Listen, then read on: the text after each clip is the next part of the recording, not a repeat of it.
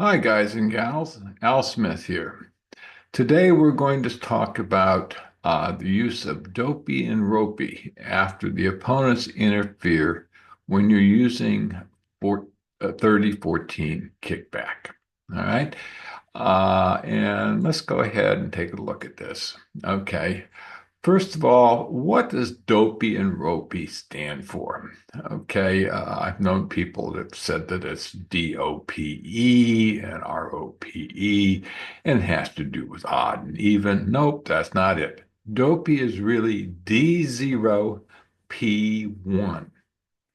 Okay, and what this means too is that you're actually going to use this as a mechanism for redefining the steps that are being used in relationship to the 3014 kickback convention and describing the number of key cards that you have. Okay, unfortunately, Dopey and Ropey came before 1430, so they started with 0 and 1. And it also makes for an easy acronym. So Dopey stands for D0P1. Double says step 0, pass says step 1. Ropey says redouble means step 0, and pass means step 1.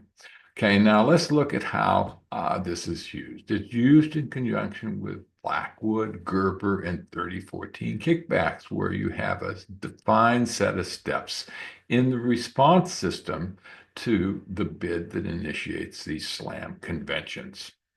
Okay, and it's generally used most often after the opponents make an interference bid. That's either a sacrifice. For example, they might have a really long suit, okay, and be able to bid at the 5, 6, or even the 7 level, okay? And is most often used in terms of a lead directing double. For example, you bid 4 no trump for initiating Blackwood, and your partner bids 5 diamonds, saying that he has 1 ace, and the opponent doubles. That means that the lead directing double for diamonds. So what you want to be able to do is be able to continue to asking your question or your partner questions. Okay, so let's go ahead and see how this works.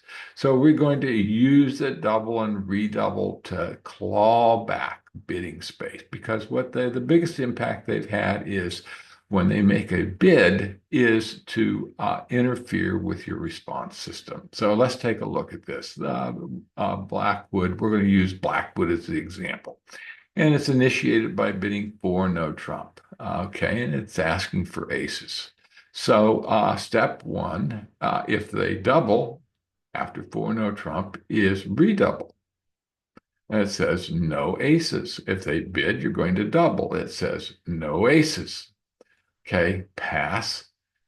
Remember, it's double. Redouble is step 0. Pass is step 1. Pass is now going to be 1 or 4 aces. And then we're going to continue back with the remaining steps in the response systems indexed off of the bid. So we had 4 no trump, we've got double, we've got redouble, pass, 5 clubs, 5 diamonds. Okay, so instead of having to respond 5 clubs, 5 diamonds, 5 hearts, 5 spades, we're going to, in essence, use their double to reclaim bidding space. Now, they actually didn't use any bidding space, but we reclaimed even more because now we're only at 5 diamonds. So it gives us more flexibility in terms of what we want to do later on. Now, in terms of a bid, let's say it was 4 no trump and they bid 5 hearts. Okay, they've eaten up quite a bit of the bidding space. Okay, or they bid 4 hearts. They've eaten up a lot of the bidding space. So we can double, saying that we've got no aces. We can pass 1 ace, or we could then bid 4 spades, saying 2, or 4 no trump, saying 3, if the bid was 4 hearts. Yes. Let's say if it was 4 hearts, it would be double, pass, 4 spades, 4 no trump. So it's a way of clawing back the bidding space. Okay, so that you can actually further describe your hand. Okay, and you use the same approach for Gerber, and you use the same approach for 3014 kickback. And let's look at an example. In this first one, our partner's got one, two, three losers. Good, strong two club open. And the opponent passes. We bid two diamonds waiting. Our partner says, hey, I've got spades, pass. We bid three clubs saying, hey, we don't have direct support for your spades, but we've got 5+ clubs. Okay, and the opener says, okay, I think I may have a slam here somewhere and bids four no trump. Okay, and the opponent bids five diamonds. So what are you going to do now? Well, you've got one key card. Okay, you're playing 30-14, so it's going to be step two.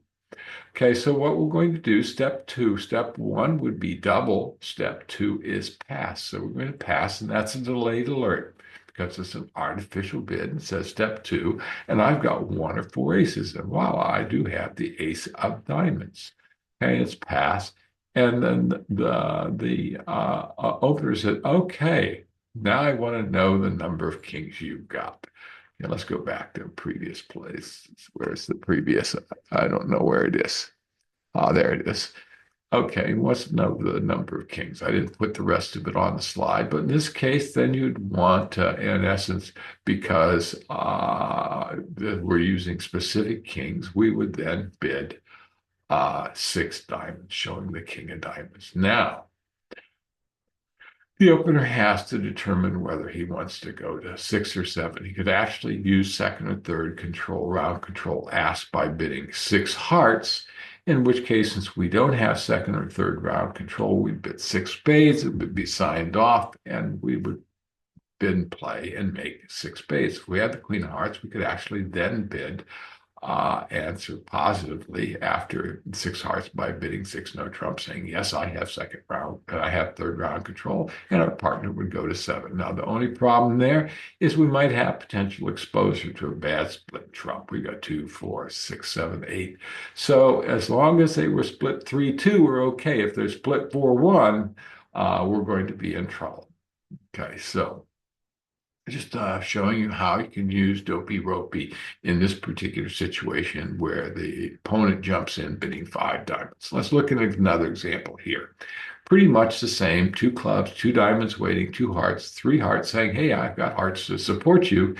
And the opener bids four spades, initiating kickback for hearts. Okay, and the opener makes a lead directing double by bidding double. All right, what are we going to do now? Well, we want to be able to tell our partner we're playing 30-14. We want to be able to, this is wrong. I'll have to fix it. We're playing 30-14. In this case, we'd say we're playing 14-30.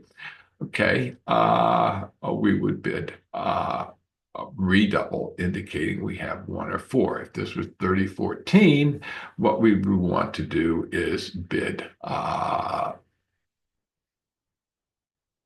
five clubs, or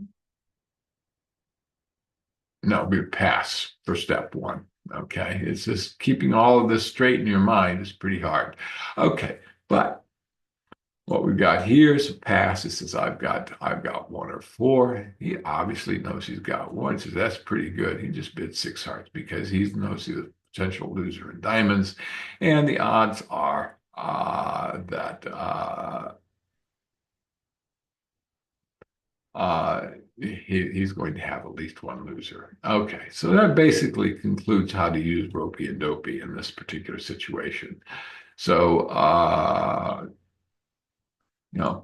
I hope you have a great day.